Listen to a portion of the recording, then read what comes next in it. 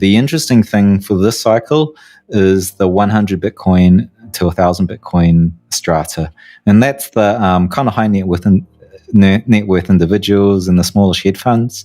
They actually bought tons of Bitcoins, and there's been an outlier bump, and that bump started around $30,000 in January. It was let me zoom in. I think okay. So that bump we saw with dolphins and sharks, 100 Bitcoins upwards, but not the whales, that started to climb after Tesla started buying Bitcoin. It was very interesting. So it's interesting in that when Elon Musk threw FUD, there was a lot of selling as well. But those guys didn't sell that much. They still hold a lot of supply. But overall, the trend is looking absolutely great. I'm asking Raoul at Glassnode, CTO over there, to do a little bit of extra work in the counts of these different holders to get the populations. And if I can get that data, then I can do run this thing called Gini coefficient across Bitcoin across the last 12 years, which is cool. That's a wealth distribution that economists use inside an economy. So we can start to calculate that once I get that data. I think they're working on it now. So that'll be really interesting, because from what I've seen, there's no other coin network that's even close to this level of distribution. It's a really strong argument. The distribution in Bitcoin is, it's super important, because if you control a lot of the asset, then it ceases to be, a decentralized network. It can be pushed around by, like gold. Gold failed because it was too centralized in holdings. The governments held it, they used it to back money. And then when those central entities lost control of their gold, mainly America, right? They lost control of the gold, and then they decoupled us from the gold standard, and now we've got fiat. So stuff, weird stuff can happen when you've got like large pockets of control of the coins. And so, Bitcoin's like amazing right now, what I'm seeing on chain. Very heartening. Well, promising then. I was chatting to American Hodl yesterday. I gave him a call because me and him have a bet, another bet, half a Bitcoin on 300K over under. He's so super bullish. He's over and I'm under. I'm feeling pretty confident I'm going to win that bet. But you never know. End of the bull market, frothy times when things go crazy and supply shocks. And it's kind of, funny enough, it's kind of a bet I want to lose because, of course, for me, it'd be great if Bitcoin reached like 280 and then ended because I win the bet. But generally speaking, if we overshoot 300, I'll be glad to lose that bet. It'd be one. What do you have to define the bet like? Because you can say end of the bull market, but it's 300K under over midnight, 31st of December on Coinbase. Oh, okay. That's cool. I think it's good to do lots of these bets because whatever you bet, you can hedge it on the options market and make a profit no matter which way it settles. Yeah, we don't hedge though because we think it's a bit more fun not to hedge. Right. Yeah. Okay. But you don't have to tell the other person, right? I know. But I think me and him are going to just keep making these stupid bets. And he was laughing. He was like, I'm going to probably end up giving you like 5 Bitcoin over the next few years. I was like, if you keep making these bets you will. So, but I'm bullish. It's always it's better to bet on the negative because, if you lose the bet, you're always going to be like happy. But either way, you're happy. Yeah. Well, so I was talking to my son about this. He was like, "What's going to happen this year?" I think I tell you who's pretty good at predictions is Pantera, and I think they've got it topping out about 115, 120. I do think 100 will be some weird psychological battle because I think there's some people who might be like, "Oh, if I sell 10 Bitcoin, I'll have $1 million, yada yada. I'll be a millionaire." And I think that, for just a number of reasons, will be a psychological battle. I could be wrong. We could just fly through it. I mean, remember 10K in 2017? We flew through it. It's absolutely possible. I think that Pantera, didn't they use the stock to flow ratio as their prediction? I don't know. I just got a chart in my email, but I'm thinking it's somewhere between 150 myself. I don't know if you're still thinking 300 is possible, but I'm like 150.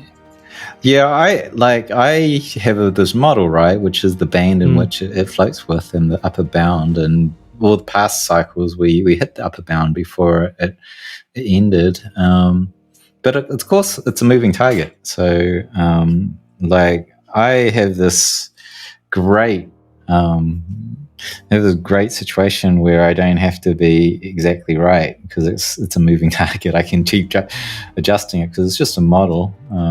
The upper band today is $162,000, and we just don't know which trajectory. But the current trajectory is around.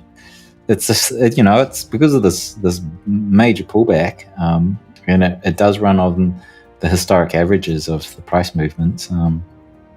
We're really. Well, you just got to text me when we're done. Just say, "Look, Pete, we're done." We're at 200K.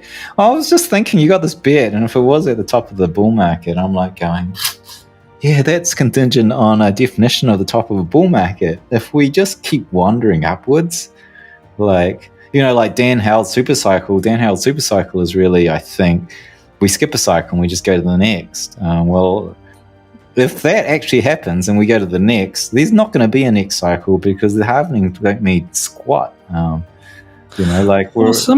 Someone said to me that one of the first bear markets was kickstarted by Mt. Gox, and that may have created a pattern for future years. And I don't know how much to read into that, but that was something somebody said to me. Look, but I don't care either way. You know what?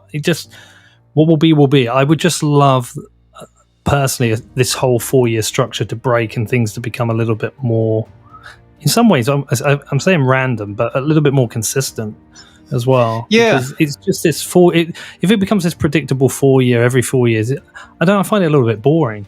Imagine 50 years and the, whatever it is, like the halvening goes from 0.1 Bitcoin, or like a block reward of 0.001 Bitcoin to 0.0005 Bitcoins. It doesn't mean squat to supply and demand on the system. You're not going to get a supply shock, It's really, you're going to be like, if Barry Silbert still controls like maybe by then 5% of the supply and he's chewing on his 2% per annum, the supply shock coming from him dumping on the market's going to pale to the supply dumped by miners, and so it just becomes demand and supply, and like this whether Mt. Gox created this 4-year cycle.